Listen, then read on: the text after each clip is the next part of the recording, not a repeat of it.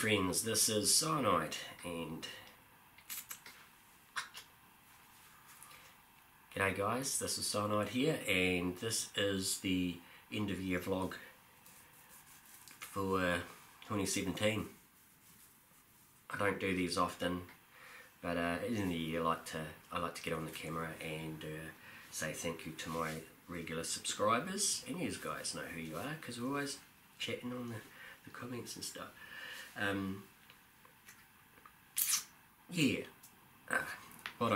First thing I want to do is say have a Merry Christmas and a Happy New Year.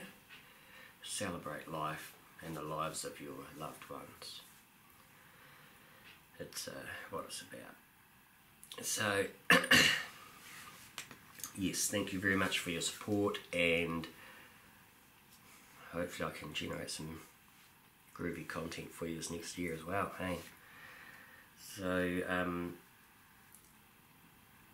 what's next? This year I hit 10,000 subs, which was pretty cool. It's a nice milestone to get to. I built a little iron oxide YouTube play button to celebrate, and because YouTube doesn't celebrate channels with 10,000 subs, it was a wee bit on the low scale there. So that was kind of cool. And also this year I had some videos demonetized for the first time, and this is happening all over the place. It's a bit of a big palaver in the YouTube universe. What do they call it? Apocalypse. So that's old. Yeah, YouTube getting into a bit of hot water over their the content that they're hosting and not really policing it, and the advertisers finding out about this and threatening to pull the plug, and which has caused YouTube to aggressively resolve the situation as quickly as possible, and as a result a lot of honest content is getting demonetized in the process. So yeah, you can see, well, for YouTube's a business, it's there to make money, and it makes money from advertising.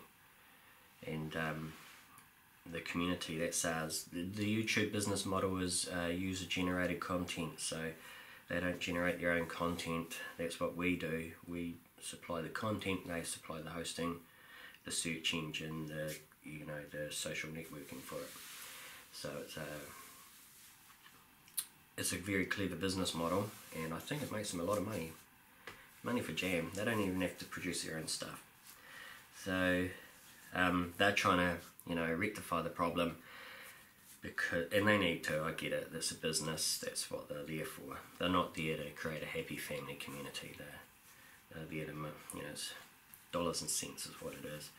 So yeah, I don't think it's to do with censorship and freedom of speech. It's to do with money. It's the bottom line. That's why they're there, running server farms and chewing up electricity and throwing money out hand over fist, especially on this new filtering thing. Golly, it must be such... I mean, I work in IT, so annoying clients are annoying clients. I'm sure they're not happy about what's going on. And the clients have said the advertisers, their clients have said you've got to do this thing or we're moving.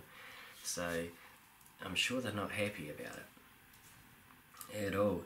So yeah, I've had money demonetized, and as a community content creator who's been on this platform for about 10 years maybe, and I have no problems with my channel and my content, they will still just, as soon as you upload, demonetize. And so you get accused kind of doing these things, and you get money taken off you as a result of this accusation. You know what I mean. And it doesn't sit very well with me on that level as a human being. It's being accused of something you didn't do is not so cool. But I'm sure they'll sort it out, and they'll be able to, yeah, they got to sort it out. So I get it. So enough on that. If you want to find out about apocalypse and demonetization of people's videos and people losing their livelihood, it's not a hard search on YouTube. Everyone's in a real palaver about it. So, but yeah, that gets me onto the history of the channel, eh? Channel was probably 2008 I started this, I believe. I think the first video I put up was RC racing when I was doing the Speedway. I think I got around 300 odd videos or nearabouts uploaded. The history behind the name Cyanide Tube is that I used to play video games a lot. So Cyanide was the tag I used. And then I started playing Airsoft, the sport Airsoft, which was really good fun. My friends had thought I'd gone off the deep end, man, I can tell you that. Suddenly I was wearing military clothes and running around with these 1-1 replicas of guns. They thought I was gone post away. But it's not like that. It's a fun game, man. It's like playing, to me it was the same as playing the video games. So yeah, that was the handle I used in Airsoft. And then when I did the racing, when I was competitively racing, well, I wasn't that competitive, truth be known. I was having fun. That was the name I used when I was racing as well. And so when I set up the channel, I didn't know what this was. It's like, well, what am I going to call this thing? You know how it is sometimes when you're hooking up for something and it wants a username and a password and you're thinking, what the heck am I going to call this thing? It was a bit like that.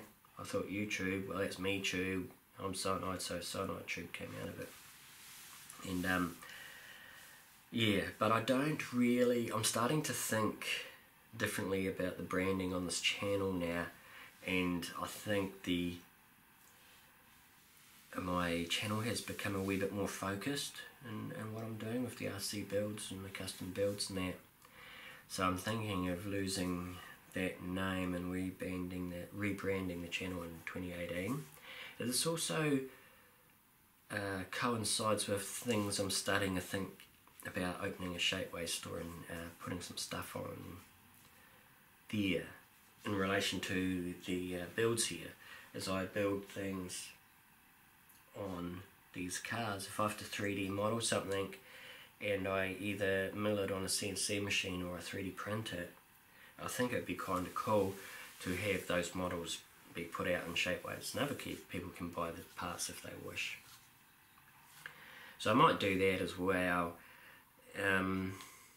I think that'd be kind of cool, you know. One of the things with building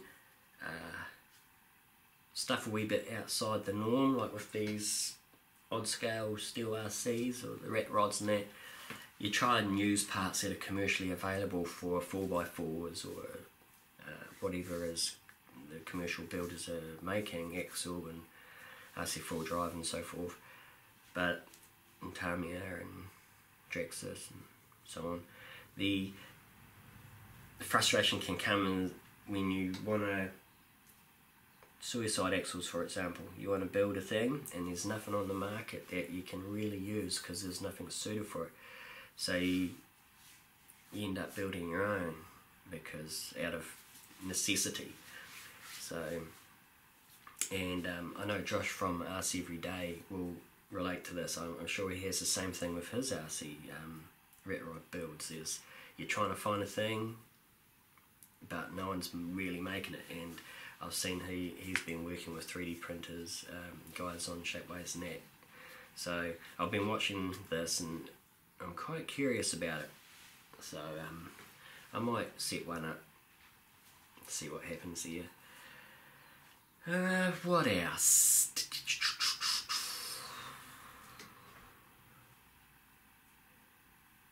Next year, tell you what, next year, early in the year, the plan will be, for this channel at least, to finish the charity build off, get that auctioned off.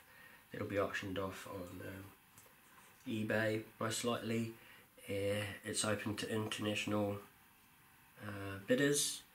The shipping will probably be quite expensive because I live in the South Pacific, and for us shipping anywhere is expensive. And what else doing? Oh, also all the proceeds from this sale goes to the Cancer Society, because they helped me out when I was going through the cancer treatment. So there's a whole backstory on that, so you guys already know what it is anyway. The shop truck, I'll finish that off as well. I'm kind of digging that one. I don't think I'll sell that, to be fair, so you'd have to offer me a very good offer, because I really like that. Also, once they're done early in the year, it'll be back to this rig here, which is the 8x8 Wolf Spider, which is based on a Russian heavy prime mover, like the Maz 537, 535, something like that. And also the other rat ride that I called the Sister, that I started back when I started this one. So I'm going to get those ones done. I don't like to leave my builds half done like that, but I needed a change, so that's what I did. So I finished those off just to get them completed, and then I'll refer back to my build wish list for what I'm going to build next, and that list is long and plentiful. So we'll see where we go from there. I think that's about all I want to cover on this video actually. It's just yeah, quick catch up. Mainly I wanted to talk about the possible rebranding of the channel, because maybe some people are used to this, or they think it's a sellout, or you know, those sorts of things. But and I'm not still of two minds about it myself, to be honest, but I think it would just kind of make more sense, especially if I do want to do crazy little side projects like the Shapeways for 3D printing and things like that. So yeah, cheers for watching, cheers for the support in 2017, and you know, next year 2018, maybe I think it's going to be pretty exciting. Maybe I'll get some collaborations going, or some manufacturers will come knocking on my door. I don't get any of that at all. I've never been approached. I think it's just because I'm so removed in the South Pacific. If shipping something to me is expensive compared to shipping someone in America or somewhere else. And also I don't know if my content really sits well with a lot of companies' marketing, so they don't have a use for it. So I don't know, we'll see. One day the moons or the stars will align and something will come of it. Anyway guys, cheers for watching, thank you for your support, and I will see you in 2018 for sure. Yeah, I'm gonna go and see the new Star Wars movie. I'm excited. See you later.